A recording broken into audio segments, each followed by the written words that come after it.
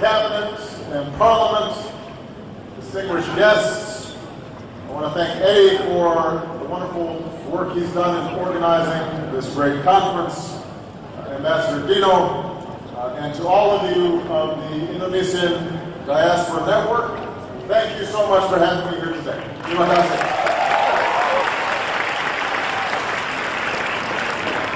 It is wonderful to be back in Jakarta, although I must admit I don't recognize anything.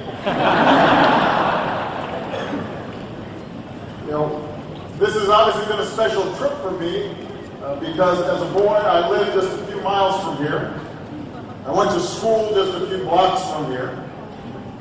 So it was important for me to bring my family for an extended visit so that they would have a sense of this part of my life. But when we were driving from the airport in 1967, the only buildings that were over 5 feet tall was Hotel Indonesia and Serena. And the Hanuman statue was all alone. And now when I was driving, Hanuman, he's just peeking out of the big highways on either side. So it is very different than it used to be. My mother, as many of you know, loved this place, loved the Indonesian people. She loved working here, living here. She would come here again and again and maintain friendships and relationships that lasted her whole life. Some of you are aware that my sister Maya was born at St. Carolus Hospital here in Jakarta. And she has continued to do the work that my mother did to help bring greater education and opportunity, especially to women and to girls. So I am so honored to be with you here today. And as I said when I visited Jakarta as president, Indonesia Bagian Dari Diri.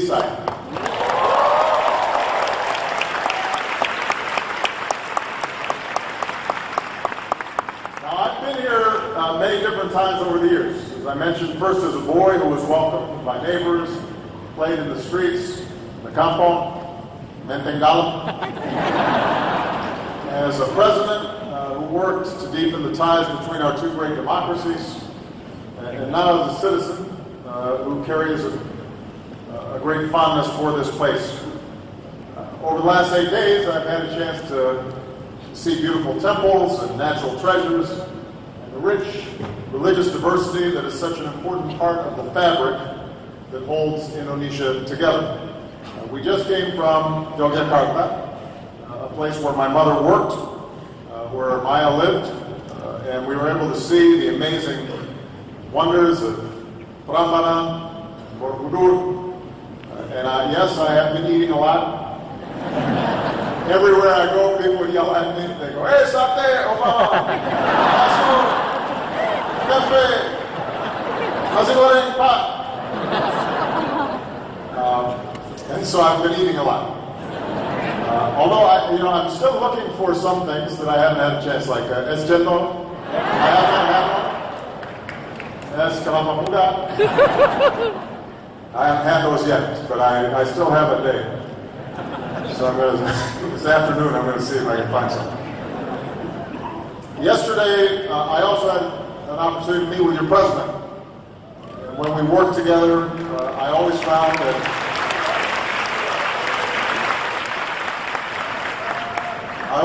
Jokowi to be a man of quiet but firm integrity, somebody who sincerely wants to do what's right for all Indonesians.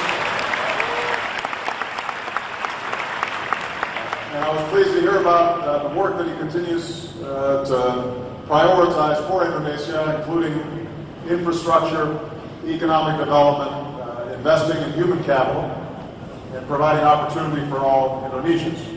And I told Jokowi that I wanted to visit Indonesia on my first trip to Asia as the former president, because I really believe in the future of this country.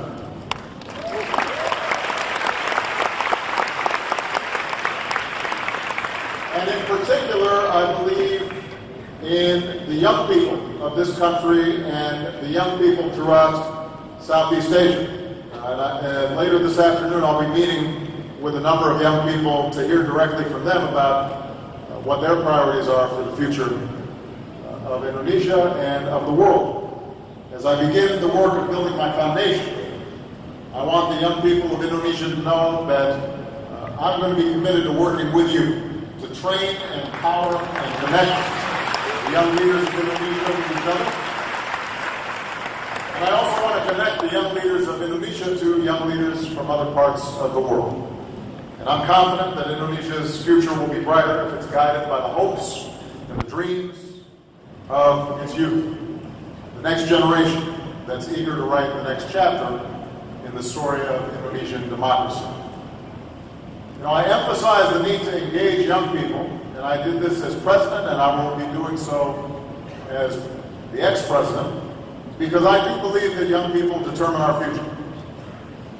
And there are going to be some big decisions to make about Indonesia and about the United States and about the world in the years to come. It's been clear for a while that the world is at a crossroads, at an inflection point.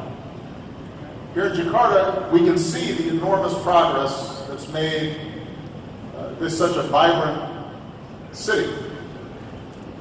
And that has occurred in part because of the stability that the United States helped support here in the Asia Pacific. You know, when I lived in Menteng, and we were playing on barefoot roads, and we were riding becaks and bemos,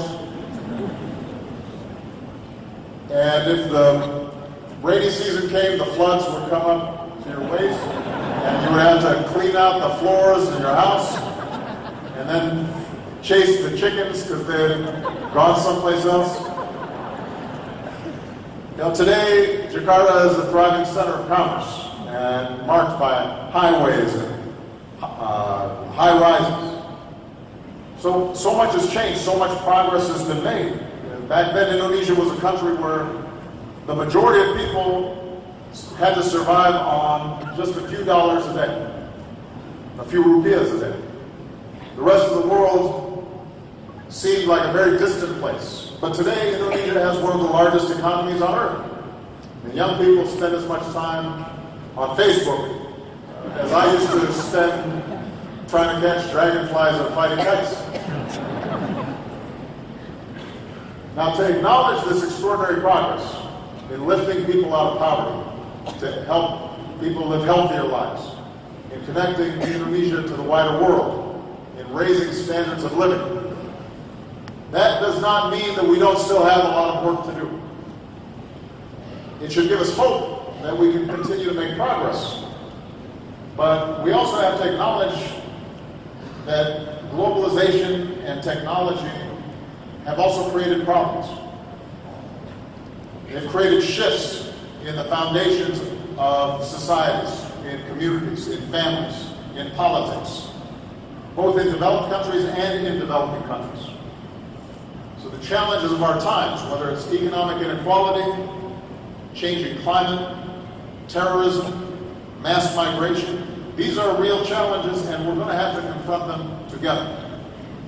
So the world is more prosperous than ever before, but it has also brought significant changes that are dangerous, like rising inequality, too many workers and communities who feel left behind, who don't feel as if they're making as much progress in this new world.